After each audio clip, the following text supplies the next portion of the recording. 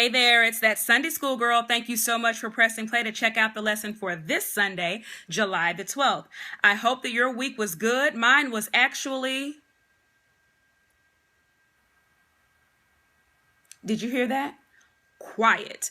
My week was quiet, but coming off of so many weeks of rigorous work and conventions and travel, I just decided that I needed just a space of time that I could kind of regroup and recharge. And you know what? That's not even really uncommon for me in the month of July. It's actually my birthday month, and I get very meified in the month of July.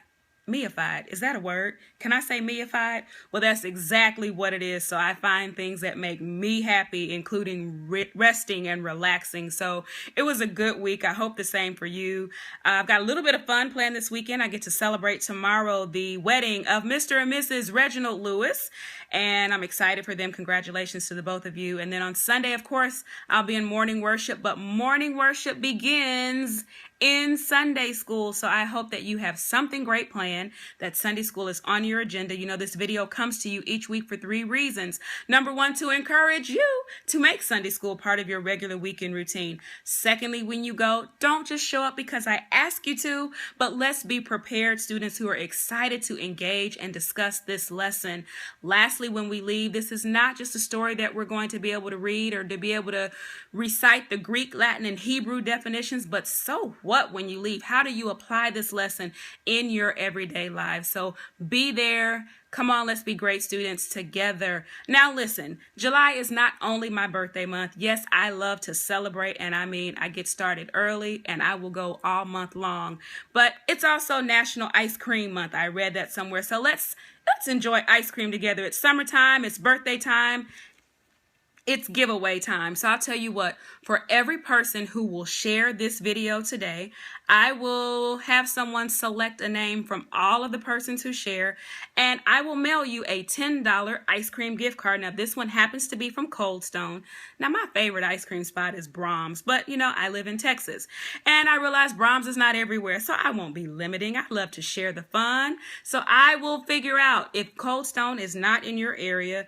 When we inbox with each other, when I inbox you your notification that you've won, if there's no Cold Stone there, let me know, and your cap is still $10, but I will get a gift card for you in the amount of $10 to your ice cream spot in your city. So ice cream for Sunday school. I hope that you do too. All you have to do to enter is share the video, share the video, share the video. Listen, one more thing before I jump into the lesson. This is the second Sunday in July, which means we only have 2 Sundays remaining. If you are a commentary user, you only have 2 lessons left in your commentary, so you should be out buying those now. I'm going to list the link this week for UMI so that you can order a commentary if you like that publisher. You can also walk into your local Christian bookstore and pick up a commentary. I love the UMI curriculum. I really like the more light on the word. I just like the way the writers dive into the text just a little bit more and help us to understand those lessons. I also grabbed last week the new Church of God in Christ commentary, which is also published by UMI and written by UMI, I should say. The material is written by UMI. So again, very good commentary inside of it, but it's also a commemorative edition. So I'll let you peek again. There may be faces on here that you recognize. Who knows? You may be one of the people on here that's featured. So it's really nice to see people that we actually know on the commentary. So headline is, order your commentary. You don't want to be late. I know there's lots of things online, but if you're a person like me, you just like your book in your hand, go ahead and get it early. This is the week to go ahead and order. For this week, our lesson title is No Tolerance for Corrupt Leaders and Prophets. The Bible basis is Micah chapter 3, verses 5 through 12. The Bible truth is God will judge and punish corrupt leaders and prophets. The memory verse is verse 8. And the lesson aim is that we will explore how Micah confronted corrupt leaders, reflect on reactions to leaders who mislead and deceive people, and address corruptions in leadership within the church and the broader community.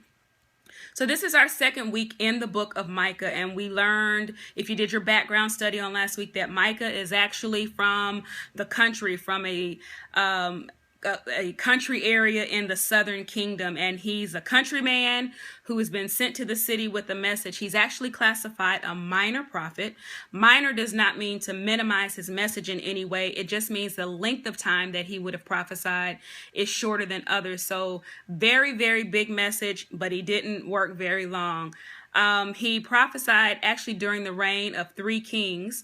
And I thought it was interesting in reading, I think about these lessons, not just in the, 8 or 10 verses that are printed, but really looking at the historical context and kind of looking at some of the individuals who are in these lessons. So looking at Micah and the fact that over the reign of 3 kings, he prophesied, nobody was listening to him for quite a while. And it was finally King Hezekiah who listened to the message of Micah. But how must it have felt to have been using your voice and giving these messages by God and no one hears, but clearly a man of great fortitude to continue to give the message of God.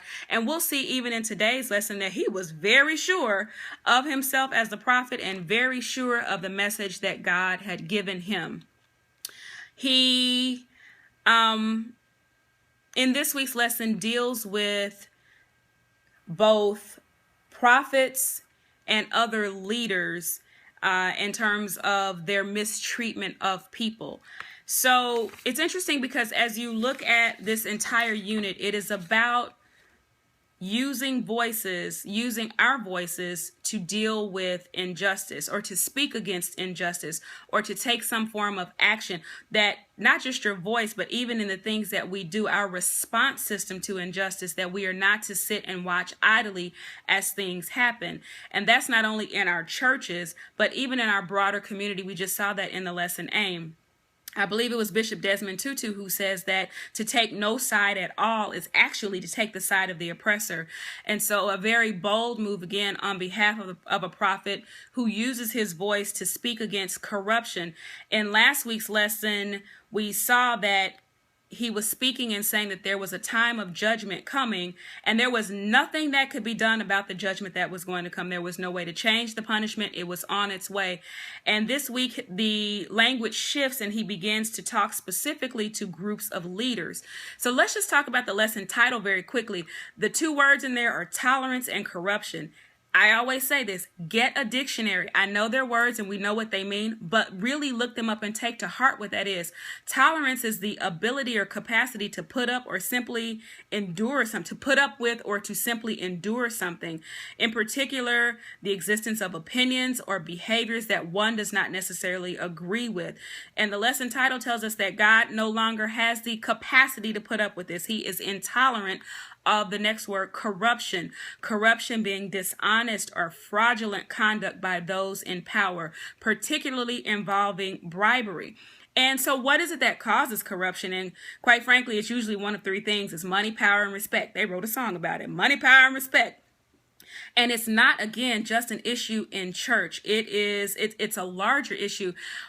One thing that I looked at in this lesson is it's so easy to minimize this lesson to just being church leadership and go down a rabbit hole of what church leaders are doing and church leaders aren't doing. And you know what? That is true. But there are so many lessons in here that we can get as leaders ourselves and even people who follow leadership. So I'd say open up your mind and really look at the lesson and look at all of the sort of players and players that you see called out in the lesson, and then look at yourself in light of the lesson. That was how I approached it. So the lesson is not just finger pointing. So in this week's lesson, there's a harsh indictment against the prophets in verses 5 through 8. And in the second section, which is basically verses 9 through 12, it is more against the rulers and the priests. You know that because Micah calls them out. He calls out the heads, meaning the leaders. And with prophets, the first issue with the prophets is that they were prophesying what people wanted to hear, giving them messages that sounded good, that felt good to them, not delivering the messages of God, using their messages for gain. In other words, prophets for profit. Prophets, Prophets, for profit, Profit. In other words, gain, money, power, respect. And he went on to say that there would be consequences for their action, that there would be punishment in verse 7. And it's interesting because he says that God is going to very publicly, and he's very graphic in how God would expose and bring them down. And I think we've seen that in leadership, even in our own time. It's interesting that you'll see leaders who, from a church perspective, can fill up coliseums, and even though they have very public successes, when there have been times of disappointment, their disappointment and their falls have been very public as well. And that we see that in the writing of this lesson, that it was very graphic in how God would deal with them. He also deals with the priests as well, for accepting bribes and for accepting fees for their duties, doing what they should be doing in the name of the Lord, and them believing that God is pleased with that, but Micah believing something different. He talks to prophets who cause people to go astray and says that the sun will go down on them. Verse 8 is where I told you we see that he's very sure of himself. He says, first of all, I'm not like these other prophets. The differentiating factor he gives is that I am full of power by the Spirit of God. So in contrast to the false prophets, he is coming in a very justified position, being sent by God, and he knows that he is full of power by the Spirit of God. The lesson that I noted there was, be confident of who you are and confident of your assignment, confident of the call of who you are and confident of your assignment. And here we see that Micah is very confident in both. He is not only filled with the power of God, but his job, he says, is to declare to Jacob his transgression. So in other words, he knew what he was there to do. My 3 key learnings this week from the lesson were, God expects to be first. So the recurring thread in this is that people had no longer put God first. They were chasing material things. Again, money, power, respect. God always wants to be first. He's even told us that in his word, that he's jealous. He's not going to have anything else, any other gods before him. God wants to be first, and he will not allow that. He will not allow anything else to take his place. Secondly, we, even as team members, followers, participants, congregants, be careful about who you listen to. We have to be careful about the messages that we take in. It is so easy to have and to surround yourself with people who say the things you want to hear, even from a personal friend's perspective. I think I mentioned this last week. Find somebody who will tell you the truth. You don't need someone who's always telling you what it is you want to hear. We need to be told when we're not right. We need to be told, and I mean in the right ways, but watch out who we're listening to, but be able to hear from someone who is not always giving you what you want to hear. And then also we need to keep our eyes open. Around verse 6 or 7, it tells us that deception becomes apparent. So we have to remain prayerful. We have to remain focused on God so that we will know deception when we see it. There's also a personal challenge that I've taken from the lesson this week. First of all, in light of being a leader, it is such a blessing. It is a privilege to be a leader. No one owes you that to make you a leader. But when you are given positions of responsibility and of leadership, you clearly see in the lesson that there is a way that God expects us to behave. And he expects us to treat people fairly and handle his people fairly and to be responsible to the call and the gift that's placed inside of us. I was even reflecting on a workplace perspective. The truth is, it's great when you find a job that you love to do, but a lot of people don't go to work every day because you just love what you do. You're blessed to be there, but one thing that usually makes a difference, and I think it was Walmart that used to say this, it's our people that make the difference. And so I was even reflecting on the company that I worked for in the past. I had a really great assignment, a really great position working for an incredible company. My manager made it a really, really tough place to be. And so as leaders, we have a responsibility around the board to be ethical, to be upright in what we do, and to be very careful in how we treat people. And so reflecting on that past job assignment, it was all in how our leader treated the people.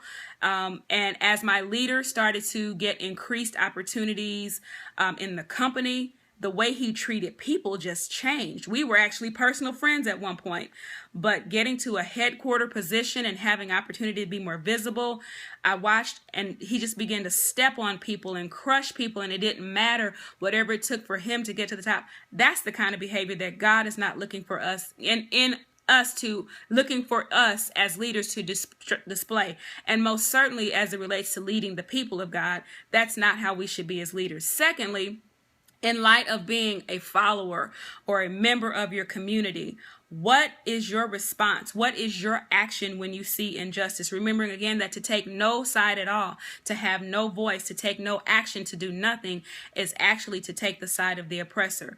Corruption is common, but what do you do? How do you choose to advocate for those who are suffering evils because of the works of other leaders? We are responsible when we see things that are not right. We're responsible in a godly way. We're responsible to call it out. We're responsible to have some action against things that are not right, against injustice. I've got to hurry to tell you tomorrow night to dial in to the international Sunday school conference call. It's international. People all over the world dial in to join Superintendent Michael Payton and the Illinois First Jurisdiction of the Church of God in Christ at 9 o'clock Central. If you'll dial 605-475-3235, access code 170045. Tomorrow evening's teacher is Pastor Robert Smith Jr. from the state of Georgia. He's going to be excellent.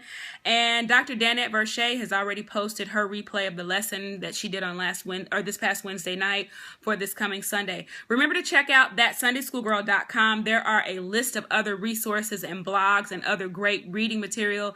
There are lots of people out there talking about Sunday school, having the conversations about the lesson.